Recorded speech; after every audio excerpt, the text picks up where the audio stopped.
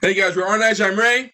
I'm Julien. I'm Alex. And we are here back at it again. To the Pacific. Yes, sir. We're back at the Pacific, guys. We had just left Melbourne. We were there after Guadalcanal. But I had trouble with that one, Guadalcanal. I'm gonna have to put like those subtitles underneath it. The guys took a beating. We went to Guadalcanal. We went to Melbourne. We've recovered a little bit, you know. Yep. We had John got the Medal of Honor. We left off at Medal of Honor. Lecky got dumped. Fuck you! Medal of Honor went to America because they're gonna use him as a war hero to get war bonds. Yep. Right. Lecky, heartbreaking scene. Fell in love with this girl. Had a taste of normal life. Yep. Was that happening? Stella decided, listen, it's too much of a risk. Broke it off with him. Dying and having to go through that. Yeah, loss. she didn't want to hurt her family. That sucked. I mean, it is what it is, you know. And then he put a gun on an officer. Yep. Separated him. Yeah. And now he's with a different crew. Yeah. And now we're going back to battle. You know. Without going too, keep this short because I'm sure you guys want us to react to this, but. Going to Band of Brothers, we see once again in the Pacific when you give these guys that already went through a bunch of things alcohol and free time, it's not a good thing. But you got to, bro. When you're facing what you're facing, I mean, they're gonna react that way. But it kind of piggybacking from Band of Brothers, a lot of free time lost with alcohol. These guys, you go home, you go home from work sometimes, and you've had a bad day. You're looking for that beer or whatever that's called just to help you relax. Yeah. Can you imagine what these guys, you know, what they're facing? But yeah, you know, especially the MP kind of gave up on, controlling them and everything like that. You know, so it would have been nuts. As a matter of fact, to the point with John just got the Medal of Honor and he was about to steal. He was about to steal the MP's Jeep. You know, I was like, okay, what's going on? But I mean, but good for his friend saying, that's exactly where I was going to go. You can't do that. So we're back at this, guys. They're going back to war. So, and I remember people in the comments are like, all right, guys, put the seatbelt on. Yeah. And it goes right back to it. So let's get back. Let's go take a look at what happens here. You know, I've honestly been looking forward to the war. Well, here we are. This is episode 4. Okay, Julien. Watch, at the end, Pacific. I regret everything. Let's get to it, guys. He likes the action and the gunshots. He doesn't really mean that he enjoys war. It's what he's... Murder! Enough of a lot of gagging. Let's get to it. It was one of the most brutal physical environments the Marines would face in the entire Pacific War. Oh, my goodness. The invasion began December 26th, 1943. I've never seen it rain anywhere in the world like it did on Cape Gloucester. That's gonna suck so bad. We wore the same clothes, I think, for at least 3 months. Oof. Knee-deep mud. Vehicles could barely move.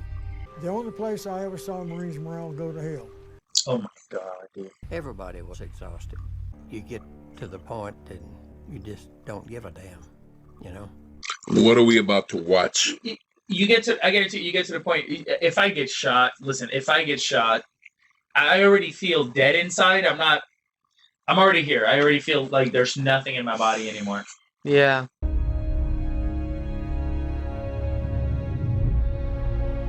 I tell you what, man. HBO does know how to do a couple of opening intros. Yeah. They do it well. Definitely. They do it well.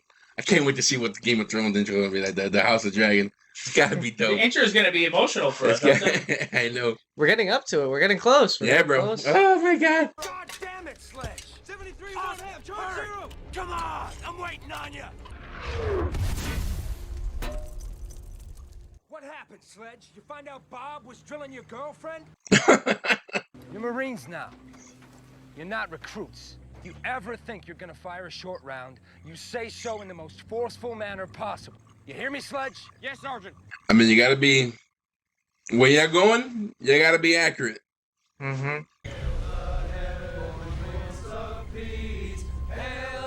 Dear Vera, Merry Christmas to you. We had a hearty Christmas dinner tonight and even sang some carols.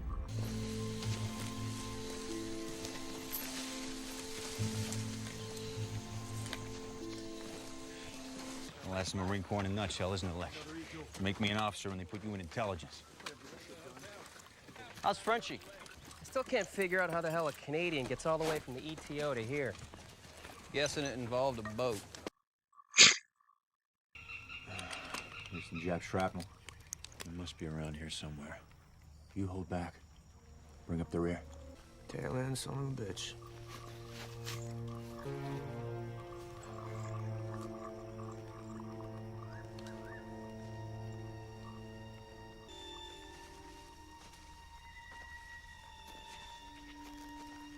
You gonna treat him? Mm-hmm. Holy cow. Jack Patrol, form. I got them all. What the heck? That's a snake. It's gotta be fun. I'll be right back. I'm gonna go poop. Yep. One of my cheeks gone. Want some of this? It's basically soup. As if we could smoke underwater. This has gotta be a nightmare. Oh my god, in the rain. Pneumonia. You gotta sleep in the rain like this. And the idea that you trying to sleep and these guys could be on you any minute.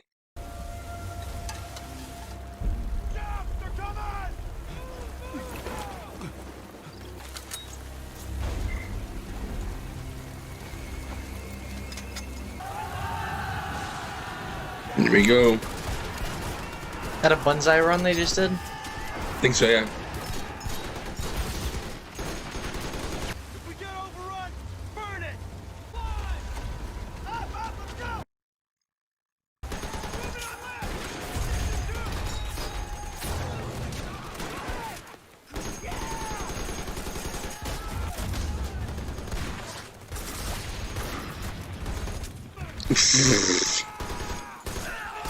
Oh my god! Oh!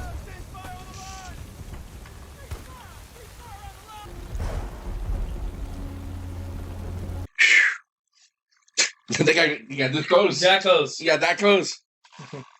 I felt his breath on my neck. Yep. It seems like these guys primarily attack at night, right? Yeah. It was a bonsai suicide attack for the rest of these guys. 100 against 1,200. They're either incredibly brave or incredibly stupid. Dear Lord. That grenade? Yeah, that is a grenade.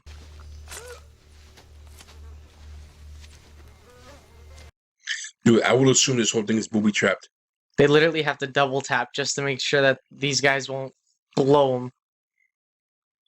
Blow them up. Yes. Oh, they're in their camp right now. Whoops. They are in their camp. You think they left behind intelligence? Dude, don't open it. Don't open it. What? He's saying something that place. What? Oh, why would you want to do it that way?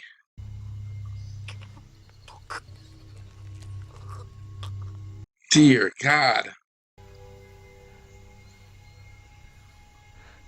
Oops. Yeah, I saw that. My bad. Making of Dexter. Dude, no. This guy cannot go back to the homeland. Don't send him home. Ooh, that's frightening. That's frightening. I'm telling you, they really show both sides of this war. Like I want you to look into my eyes as I kill you. As I kill you. I'll give you just about anything for this. I don't even want you touching it. I don't want you sleeping next to me. How about that? Gibson's okay. He's just tired. Apparently John Basilone did everything. We all did shit like that. Bonds and Dick and Blondes while you're still here in paradise. Anybody need anything from the bar? Dry martini? Well, it's not a real bar. Dear Vera, we haven't seen a Jap for 2 weeks now. Now our enemy is the jungle itself. If anybody offers a meeting, hey, you want to go camping? I'm going to hit you with the butt of a rifle. So you don't want to go camping? No. Okay. All right. I mean, listen, I get it. Oh, boy. I know some people do. They love camping. But I'm not that guy. Look at this. It sucks. Somebody be a good guy and just fucking shoot me! Where's my chest? I needed to store battalion papers. An enlisted man can't have something like that. Against regulations. What about the pistol? What pistol? Mm-hmm. Get out of my tent, Mikey. I'm not in your tent, sir. Tell you what, I will set that chest on fire. I'm not having it. No one's having it. Yep. A live grenade just happens to roll into his tent. See? Damn soon. Please shut up, Pete. So either kill Larkin or shut the fuck up. Oh. Was that like a dare? Oh. As of immediately, you are no longer in intelligence. Report for cleanup duty in the officer's mess. There's something missing from my tent. You're punishing me on the suspicion I may have taken something. If it did exist, rightfully belonged to me anyway. Hey, I was lucky on this. I'm not gonna lie to you. You might want to change your skivvies, Private. It appears you've pissed yourself. Sounds like aneurysis. Was there anything you'd give me for it, Doc? Sorry, Lucky, no magic pill.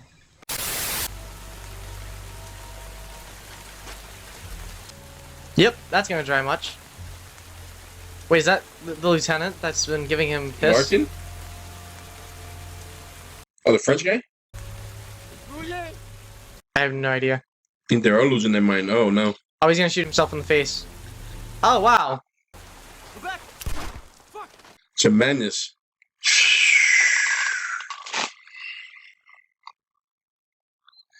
How did people survive this psychologically, for real, you know? Even witnessing that, even, you know, seeing your own guys doing that, you know, it's got to do a number to you. It has to do a number to you mentally. Mm-hmm. You can only imagine. I imagine being that dry right there is actually probably the most comfort they've had in a while. Probably to this day. Oh my God, they're still cursing the rain. They're finally leaving that pit of hell, bro. Okay. After the sweats, the chills feel so good. Read to me, Daddy. It finally stopped raining, only making the smell of rotten coconuts worse. Everyone's sores have gotten worse, along with their dysentery. This island has an exotic name that translated means the death of hope. Lecky, hot food. Did he? He cracked?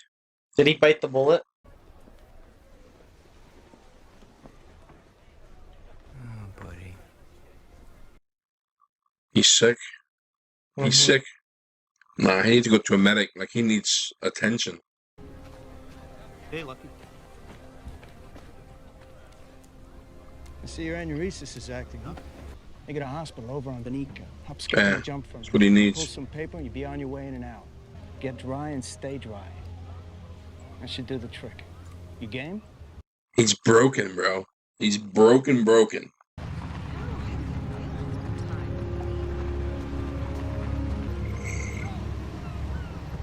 Oh, this looks like heaven. Compared to what they just came This looks like heaven. Is where they're at? Did they say where they're at? No razor blades. What do you want me to do with this? You scared the living shit out of Rudiger. Why am I in with guys who need to have their razor blades taken away? Until then, it's okay if Rudiger wakes you up every hour or two during the night? Give you a chance to get to the head and stay dry? Oh, don't miss dinner. Pumpkin pie tonight. I love pumpkin pie. I do too. I love Pumpkin pie is good. You ever think about selling this? You get it back when you leave. You know, I think this is actually going to really help Lucky. This kind of... This 2-week break? Yeah. It's not really exactly what it is, but you just left the rotting jungle to an insane asylum, basically. Well, let's not forget that he had a major breakup in Australia.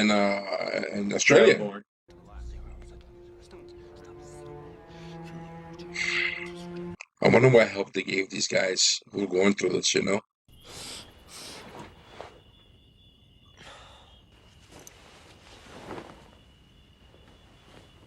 This kind of suck.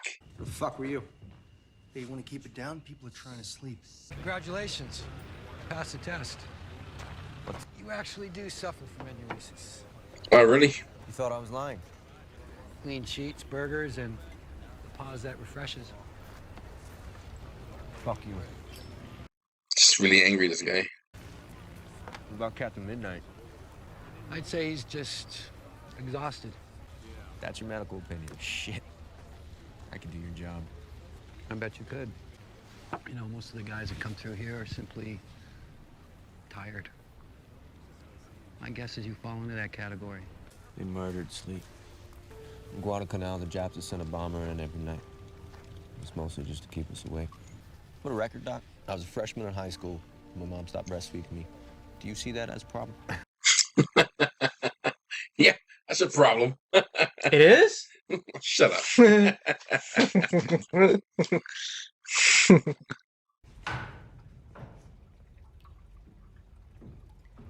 What do you keep in there? Are those cells?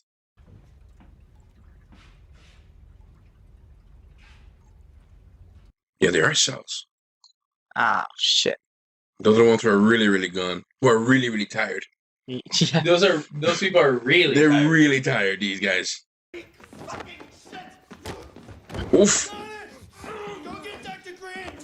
You think Lucky's gonna stay here and be a big help for these guys? I don't know. Maybe. Hey, got a smoke? Gibson. Hey, it's me. Bob Lecky. Hey, Lecky. Dude, this is so heartbreaking. God. Was that the guy that... No, was it? Gibson, yes. Mm-hmm. That's him. So he really went? Yeah, but he went dark. If that's... Why am I thinking... You sure that's him? It's Yeah, I think it is. Sure it's him. Your buddy wanted to get out of Pavuvo and go home. He attempted to steal a plane to do it. Oh. And when they stopped him, he tried to kill himself. This is as bad as my war gets.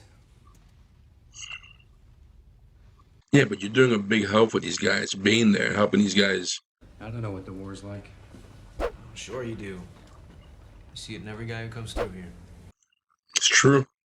Nothing against all of you, but I want to get back to my guys before they get sent on without me. Why not just hang around for, say, another week? I don't think that'd be healthy for me, Doc. That Jap pistol I brought. You can have it. Why just give it away? I want to return to my unit and my friends. Want to get back to the guys before they ship off without me? I don't think they'll send me back. You just need a rest. That's all. You'll be all right. You think so? There was this guy. I didn't know him. He was tucked in behind me. His lips on my back as he prayed to God to keep him alive. He believed God would save him. Jesus, I envied him. Thanks for the smokes. There's nothing to do in here but smoke. I hope it's quick and easy for you, Lecky. Jap sniper, maybe. Mm. Okay, lost all hope. No worries about ending up like me.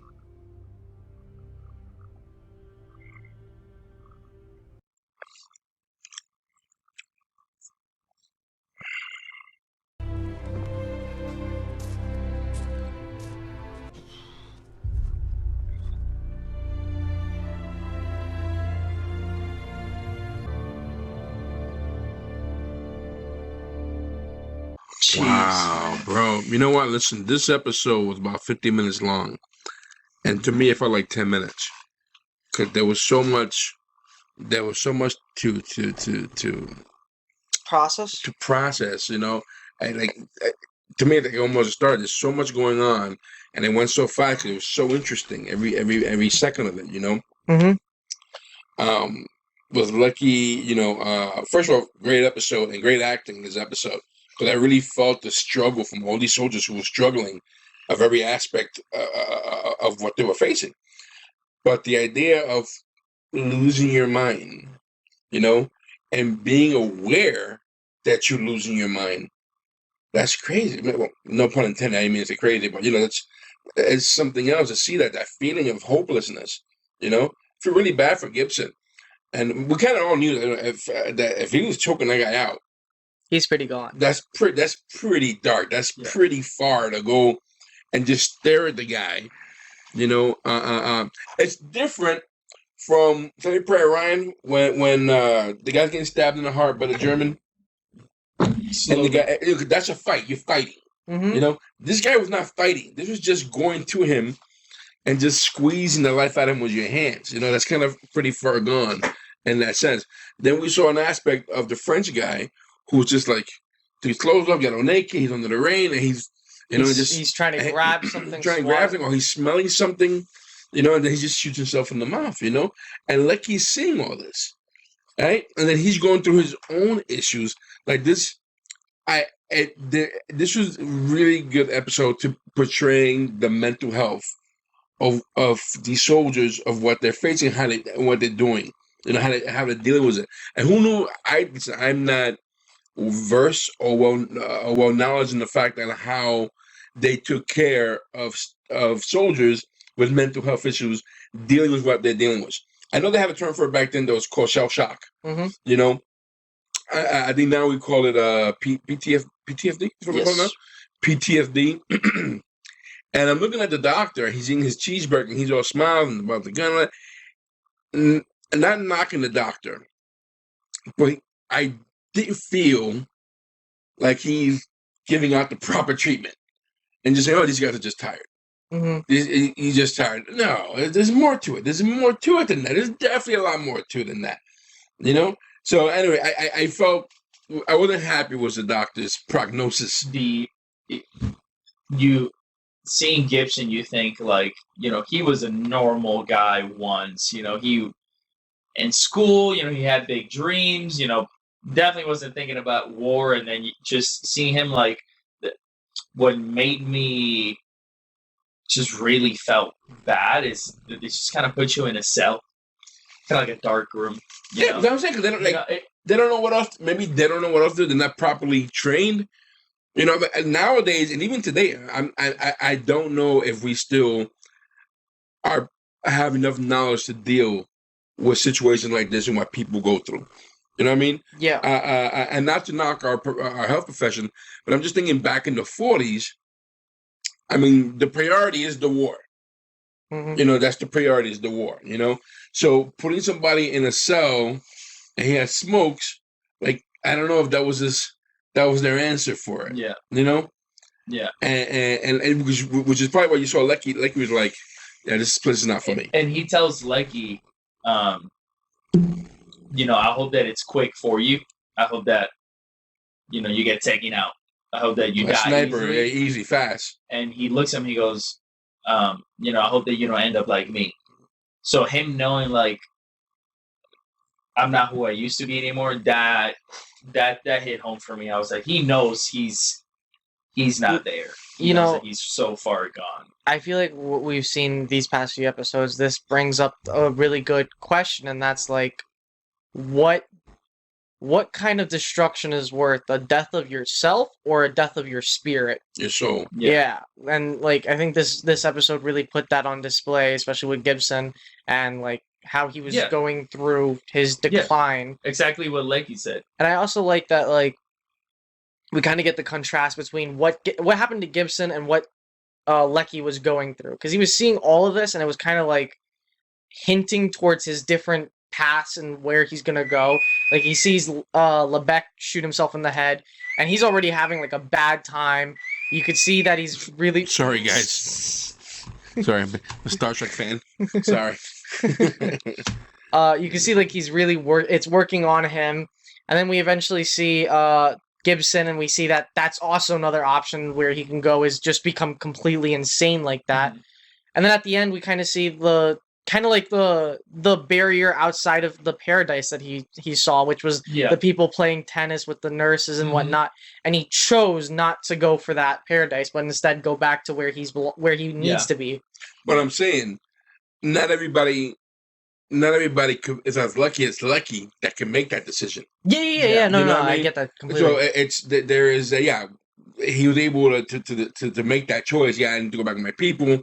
You know, just because we did see that he was breaking. Lecky was breaking. You know, he was like, it was getting to the point where like he wasn't even more out of bed. It was more than just pissing himself at that point. But he was like, okay, where am I? Like, he was able to put two and two together. Like, okay, this is not where you put normal people at. Yeah. You know, or regular folks at. You know, and then seeing everybody around and what the war's doing to them. Yeah. you know, he was able to decipher that. Other guys got there and they were gone. They were gone. Which makes what he said even more powerful when he looks at the doctor and the doctor says, we don't see war over here, and he goes, you see war through every single guy that comes through here. So it's it kind of puts on display more like the rain though pieces. Constant rain all the time, every single day, nonstop. You're wet. Everything is wet all the time. You can't sleep. People sick around you. You can't sleep. Like he said, they're bombing every night. He said they murdered sleep. Yeah. I thought this was a very powerful episode in terms of maybe not in terms of the actual fighting of enemy, but there was a different enemy the enemy of your own mind. You know, of being able to cope. You know, like these guys have to go home. Gosh. These guys are going home after. How do you cope? And I know through my own experiences with my own family members that a lot of older men in my family who went to war, they never talk about the war. And I know this is not just my family. A lot of older soldiers just never talked about the war because this is probably their way of coping it. You know, it's like, I'll leave it behind me. I don't want to relive any of this. Yeah. You know, because I saw what it's done to people, and I want to be a bit stronger than that. So I thought this was a very powerful episode in that sense of what these guys had to deal with, you know, and came home, you know, and listen, a lot of them, I had commented, a lot of these guys came home, became alcoholics and beating their kids and wives and whatnot. I mean, listen, they came back. I have no excuses for them, but they weren't the same people who left. You know, when they got back, they were not the same person who got back. You know, they've been through stuff that we can only imagine, and even through movies and shows, like, you know, we watch this, but it can't be. We can't replicate what they saw, what they went through. We can't. There's no way we can live what they lived. There's no way. You know, unless you were there. And you wouldn't want to replicate it. No, absolutely not. You know. But anyway, guys, this was Pacific episode 4. We were I don't know what the name of the island was. I should have wrote that down. Which one? But we do know they went to New Britain. They went there. And they left Zuzu. New Gloucester. That's where they first at. But when this medical facility where they're at. I don't know. Banca. And well, that's where they're at. It looks like he's heading back out to his group. So we'll be watching that in episode 5, guys. But anyway, guys, again, thumbs up for this episode. I thought this was a really good, powerful episode. Thought the acting was on par. And a good highlight of what the mental state of what they had to deal with. The mental aspect of this, you know, the heavy toll they had to deal with. Well, anyway, guys, if you like what we're doing, please support us by hitting the subscribe button, hitting the like button. We really appreciate if you do that for us. We also have a Patreon page where, you know, you like to support. This episode will be on there. Unedited. You can see our unedited reaction. You know, you can see these videos for as little as $1. If you want to support it, that'd be great. You don't have to, but that'll be nice if you can. We also have a merch page, description, the link is in the website. You want to support us more. This will help keep our channel alive. Well, anyway, guys, thanks for joining us. I am Ray. I'm Julian. I'm Alex. Guys, we are nice. Take care. Thanks for hanging out with us. Peace.